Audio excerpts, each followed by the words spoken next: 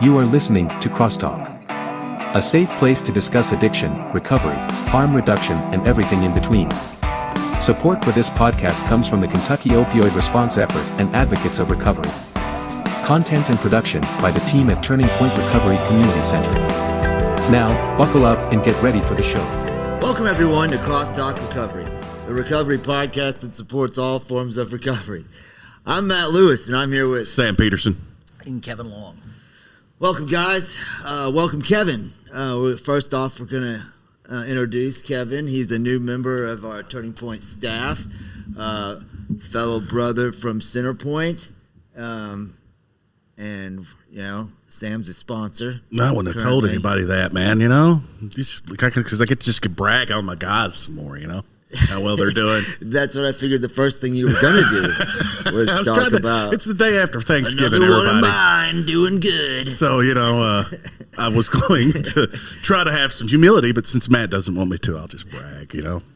Well, I'm already going to have to give you some credit later in this podcast that's going to hurt me, so we might as well get it out of the way. But Kevin, tell us a little bit about your journey, what you want to share, and what's got you wanting to work with us here at Turning Point. I don't know that there's much about my getting into recovery that's that noteworthy. I mean, it's pretty much the same path as everybody else. You know, start out doing it for fun, and then next thing you know, you're drinking vodka, you know, when you're waking up, or using when you're waking up. Yep. I think for me, what kind of, I guess I want to share more than anything else would be my relapses, because for me it's the same thing every time. I do great in recovery, and then I go back to my life, and the next thing I know, I'm back in rehab again. So this time I'm trying to do something different, trying not to go just right back, trying to extend my involvement in the recovery community outside of being in an institution and develop a kind of recovery life outside of rehab before I start doing anything else too crazy. So that may be the one thing that, you know, kind of, I think maybe I've learned after this much time, is that you can't just jump right back in the water. Yeah.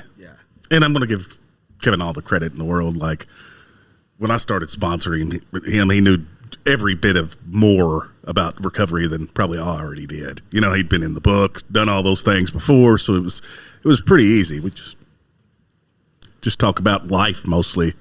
So it was a little bit different than it normally is. Yeah, I mean, I know for me, that's why I stayed working in recovery, because I saw other guys who didn't stay as connected continue to repeat that process. Mm-hmm. Like, oh, so that's what it takes. And it's probably one of the main reasons that I have this length of sobriety that I've had. I know that if I was out there doing what I used to do, I would probably have relapsed. You know, it's just... Yeah, man, there's a couple things I think that's went into, like, because you're very much part of my recovery story, you know, as well. Just keep doing those things, and then finding your group, you know what I mean, your little tribe, and just staying, like, you and Nathan and even Brandon, you know, probably more checks and balances for me than I've ever had, you know, just because I'm around y'all guys every day, you know? Right. And it does help. Yeah. Oh, 100% it helps. It's crucial. Do you want to share anything about what you used to do? Well, I know you want me to. So. Well, I mean, it's totally up to you. It's completely up to you. I mean, I've done a lot of different things. I was in the Army for a while. I was a translator for a while.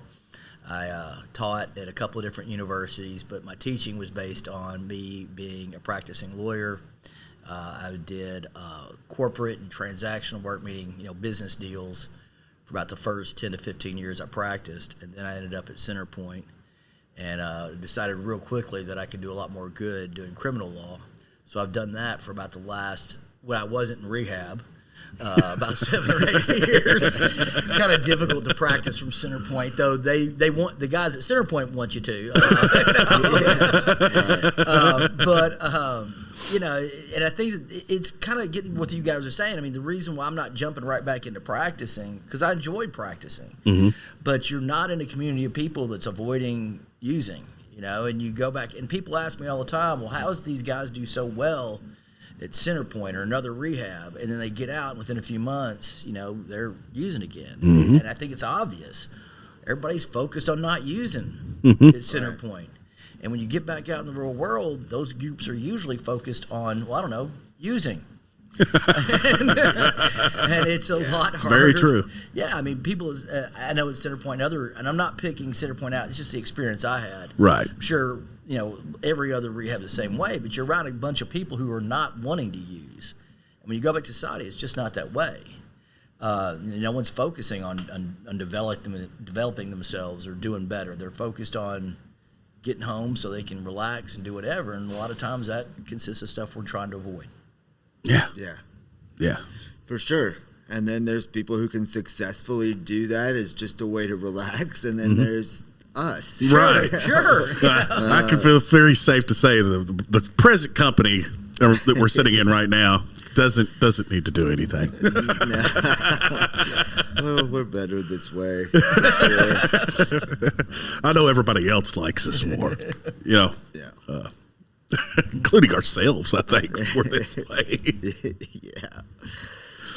Yeah, well, welcome aboard, Kevin. I'm glad you're here. I'm glad that you're sober. You too. Right back at you. The real topic that we wanted to talk about today is the topic that we've done podcasts on before, but I think it's one that's important for us to do every time around this year. And at the time of recording this, it's the day after Thanksgiving. So we probably should have done it a little earlier. Yeah. But, holidays in general can be rough. But holidays in recovery have that extra little, on top of it that makes it hard. I remember my first holiday season sober, which was 3 years ago outside of Centerpoint. And, the first one was Halloween. And that's when I realized there's a bunch of these coming, because I was getting the invitations to Halloween parties where everybody was going to be drinking. And I knew that wasn't good for me, especially then. I was just like, freshly out of Centerpoint. So I didn't go. And I knew Thanksgiving, Christmas, my birthday, New Year's, all just bam, bam, bam. And this is where I have to give Sam credit that I asked him, what do you do, man? I mean, my holidays used to always just sit around partying, and he was like, well, you got to get out of your head, man, and think about other people. You've had your parties. And what were those parties generally consist of? And as I thought back, it was, me blacked out or making a fool of myself or in jail or alone and depressed at the end, so they weren't great, and so that's what I've done every year since then. Is yesterday we had our Friendsgiving, and I've volunteer to serve and work on those days, and we feed the community of people in recovery and some of our unhoused clients and who don't have a better place to go. Yeah, man. And it's a great time. And the first year that I did that, which was 3 years ago, is the year my grandpa passed away on Thanksgiving. And that day I had been serving food all day and sharing gratitude meetings and was in this whole spirit of gratitude and enjoying myself. And when I found that out at the end of the day, I was able to take the perspective on it that, he had lived a long life. He was 96, that he was no longer in pain. He'd had prostate cancer. He was with my grandma who had passed the year before. He'd got to see me get my life together.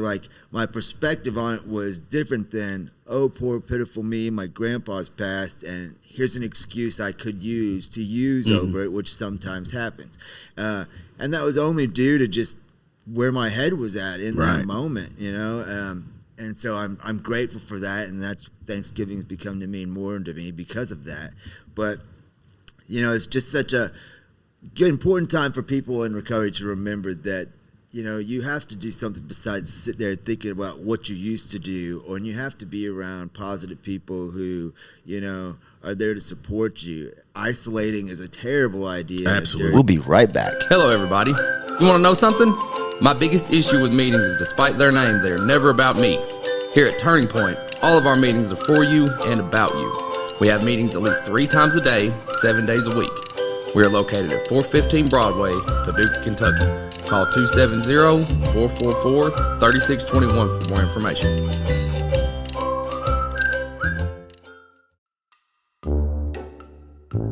Hey y'all, did you know it's illegal to own just one guinea pig in Switzerland because they get lonely? Here at Turning Point, we don't want you to ever be lonely either. That's why we're open 7 days a week from 8 a.m. to 8 p.m. Always feel free to come hang with our friendly staff, and don't forget your guinea pig. We're located at 415 Broadway Street, downtown Paducah. A terrible idea. Sam, tell me about your first few years in. Man, like when I get to talking about relapse, it's a part of my story, And one time was in October, and the second big one I had was in November, And I don't know what it. I've inventoried it, and like you, man, like Halloween's hard for me. That's when my stepdad passed. Stepdad was in my life, my entire life, and so that's always a tough day for me, just in general, but like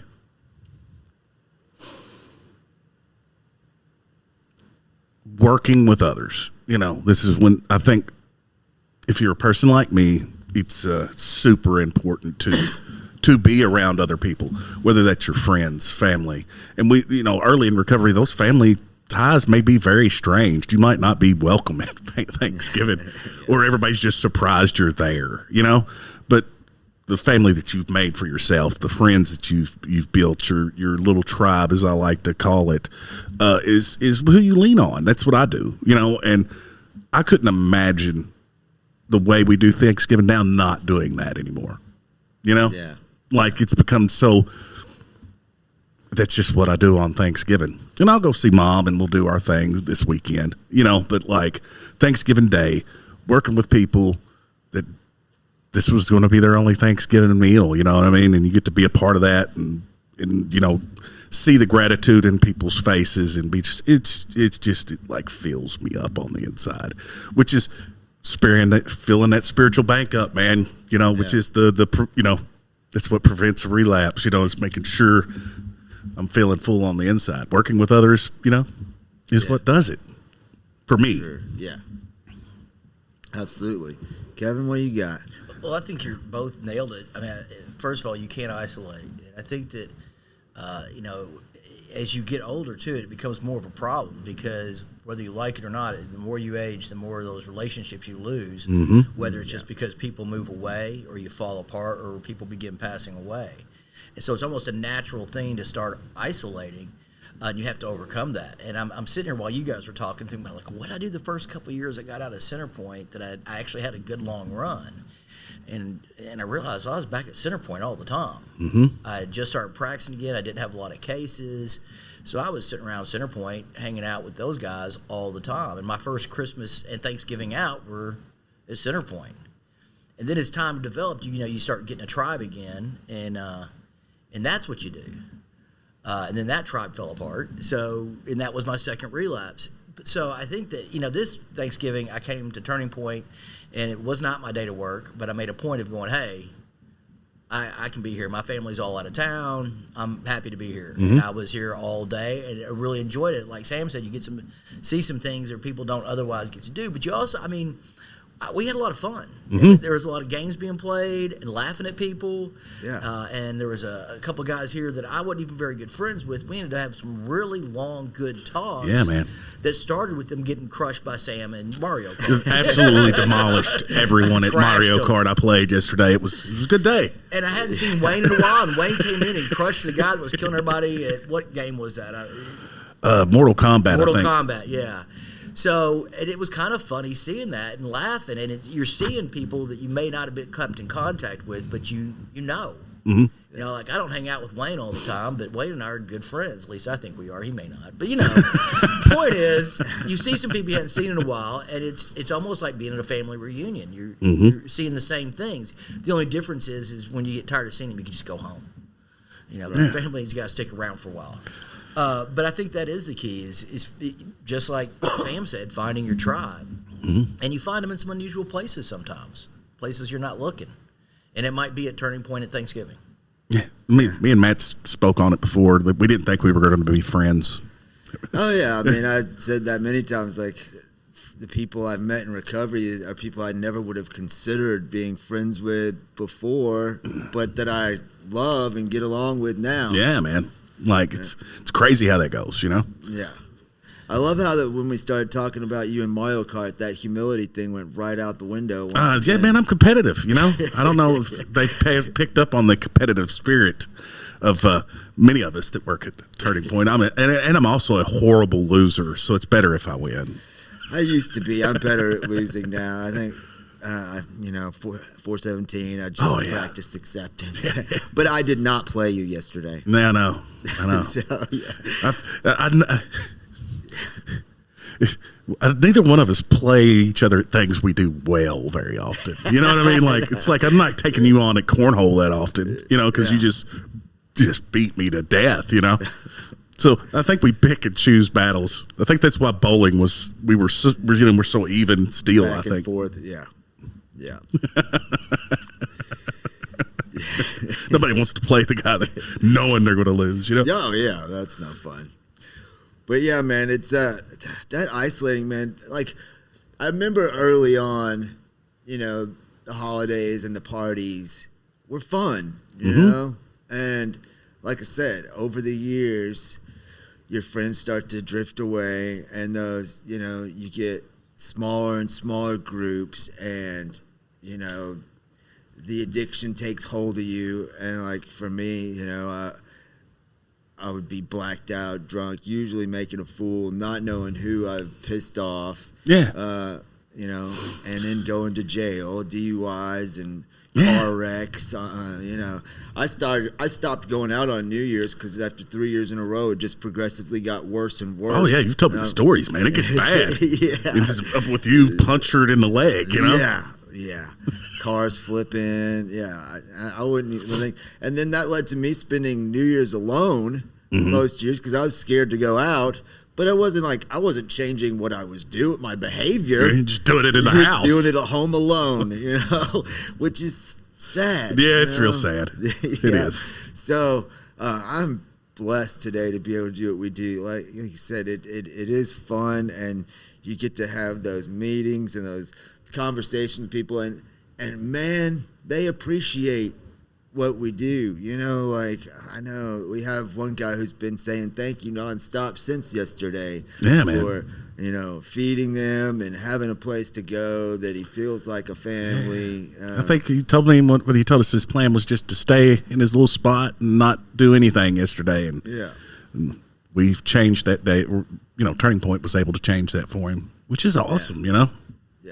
I think it's the first Thanksgiving he said he'd been around people in a long time. So, and I mean, a lot about the recovery is just learning to do these things not messed up, right? Like, because like Thanksgiving, Christmas, it was always, I'm going to eat and then I'll get trashed. I'm going to do Christmas, then we're going to get trashed. Or we're going to get trashed during Christmas or during Thanksgiving, especially New Year's. Yeah. All that. It's learning these holidays not doing those things, right? Because, like, I hadn't spent a Thanksgiving or a Christmas not messed up in some type of way in many years when I first got into recovery. Yeah. Like 20. It was always make sure you get your substances, the day before so you got plenty because it's going to be holidays, planning all that out. I still didn't think I had a problem, but when you look back, you're like, yeah, man. If you're trying to make sure you get all your substances that you need before the holidays, right, you might have a problem. And I think back to like I was living in Louisville, and my family all lives here, so I would come down, but I would come down like for Christmas. I'd come in, I'd be here for like 2 or 3 days, and I'd be hiding everything that I'm doing. Sneaking to the bathroom, sneaking in the closet, like going to do the things that I did. And I wasn't present, It was me just trying to put on a show that everything was okay and not get busted, right. Doing what I was doing. And look, I'm okay. And then I was out, back to Louisville, back to, my normal routine, where I didn't have that, my family looking at me. And, that never felt good either. No. It wasn't like I was coming down and enjoying it. It was like, it was stressful. And because I was putting on a show, or trying to put on a show, probably not even doing a good job of that. So, yeah, they probably just letting you believe you did. Right, exactly. And now today, I'm present and I have meaningful interactions with them, and they trust me, and I can be open and honest with them about who I am and what I do, and they can be proud of it instead of who I used to be, lying and manipulating them or trying to. Yeah. Yeah. So it's way better. Way better? Yeah, man. It's night and day better. And I think for me, I'll have 5 years this January, which is still just seems crazy to me. But year 3, 4 starts getting a lot easier because it's starting to become routine now. It's not like new or anything, but being able to spend it with people that are fresh in recovery or just needed a good meal helps it keep it right here, of why I should be grateful. Yeah. We'll be right back. Did you know that recovery from substance use disorder and mental health go hand in hand? That is why the caring and compassionate mental health professionals at Four Rivers Behavioral Health in Paducah are here to help you find your balance. They are proud of you for making the changes necessary to live a healthier life and would love to see you reach your full potential. Give them a call at 270-442-7121 or stop by the downtown location at 425 Broadway in Paducah, Kentucky.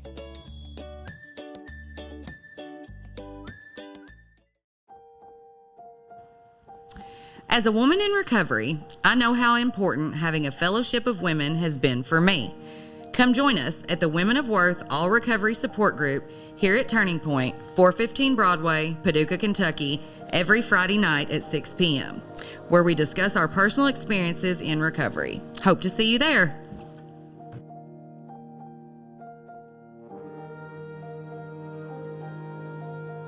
And then,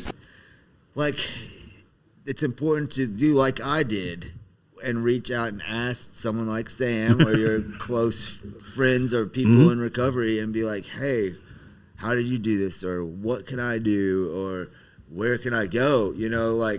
Don't just try to figure it out yourself. Don't, isolate like we've said several times, but reach out, swallow your pride and realize, especially, until you develop that routine of what works for you, go into those positive places, finding places to connect, to stay connected. If it's the meetings on the holidays that help you, do that. If it's serving and getting outside yourself and helping other people, do that. If it, I think it's different for everybody. And I think that there's multiple things that work, it's just, you have to figure out what's important for you. Like I know that they have, what was it, the turkey trot. Oh yeah, the little marathon thing. Little marathon they do. I mean, I'm someone who likes to exercise and go to the gym. I every time I see that, if I wasn't serving here, I might be doing something like that. Just on Thanksgiving, jogging a marathon, and just something to get you out of the old routines that you've had. Yeah. So. You both said something I thought was kind of interesting because you were talking about how you have these habits of doing stuff for the holidays. It always included drugs and alcohol, or drugs or alcohol rather, in that you're doing those things and then slowly you start losing one thing. And you said, to the end, I was just doing it at home. So it's almost like you keep losing these things to where all that's left is the using. Right. And you have to get rid of that. And then you're left with pretty much nothing. So it's like Sam was saying, you've got to force yourself to get out to something. And it doesn't have to be recovery, though I think that's a great place to start. Absolutely. But you could go volunteer down at Martha's Vineyard. You could do the turkey run, which I'm not doing. I'm too old. But still, the point is there's a lot of things out there that you're just not used to doing. Yeah. And you've got to put yourself out there until, like you said, you've been doing it 5 years now. Well, that's what you do. It's just what you do. You go to, in your case, I guess, Turning Point for Thanksgiving, but that doesn't mean it couldn't be Martha's Vineyard or Community kitchen. or wherever. Right. Yeah, I mean, Yeah. all kinds of places that you could do that and still be doing stuff until that becomes the norm. And that's when, you know, it's a lot more fun, it's a lot easier, and you get a lot more out of it. You know, the program I work in the book, it says nothing ensures immunity from the next drink like working with another alcoholic, right? And I truly believe that wholeheartedly. Like, that is, like, if you know this is going to be a hard day for you, make sure your work do something for somebody else, man. That's it, you know, and it works. I can't break down why it always works, but it just works.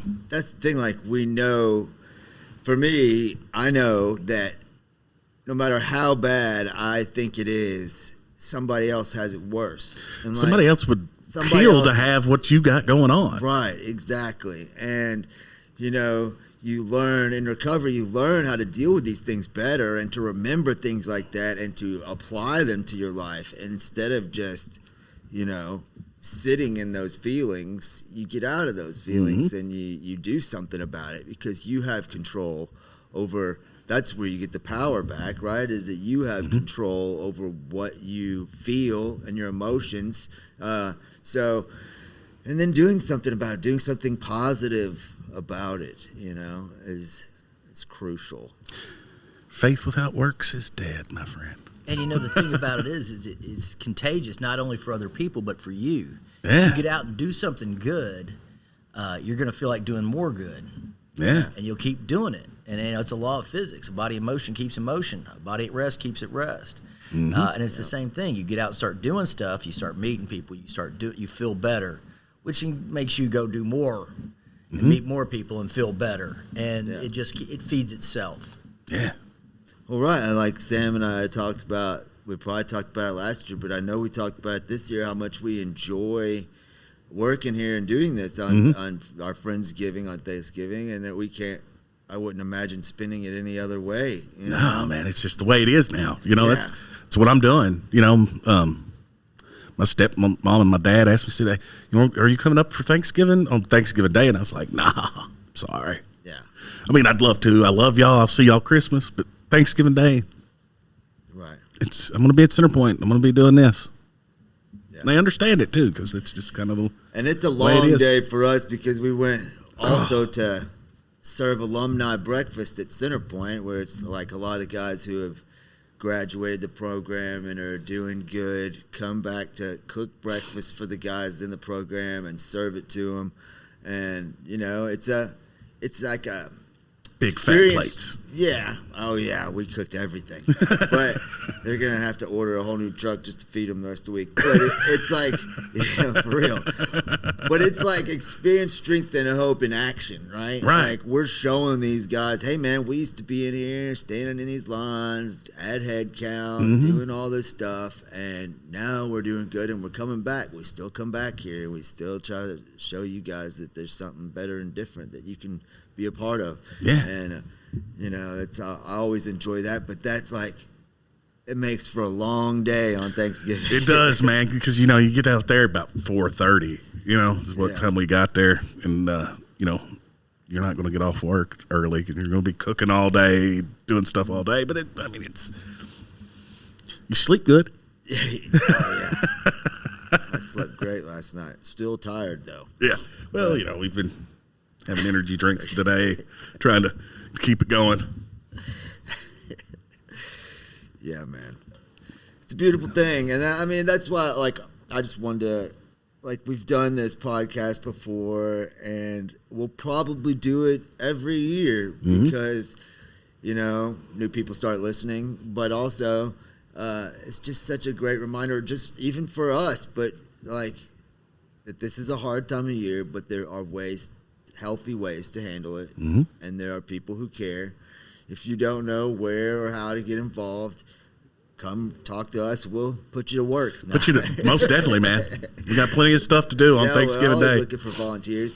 And if you're listening and you live somewhere else, I know that there's, especially bigger cities and stuff, there's ways to get involved in your community, give back, help others, you know? Yeah. Yeah. Just a lot of gratitude on Thanksgiving, you know? Yeah. Yeah. It's important. So very important. So anyway, I hope that helps. And again, Kevin, welcome aboard. Also, Kevin, the new is now the oldest member of the staff. By far. Not even a close Newest contest. and oldest. Yeah. So that's great. But yeah, check us out on YouTube or listen to our audio versions on Apple, Google, Spotify, Amazon Music. And as always, stay grateful. If you or someone you know is struggling with addiction or in recovery and needs guidance, speak with Turning Point's team of peer support specialists by calling 270-444-3621. You are not alone, and we are proof that recovery is possible.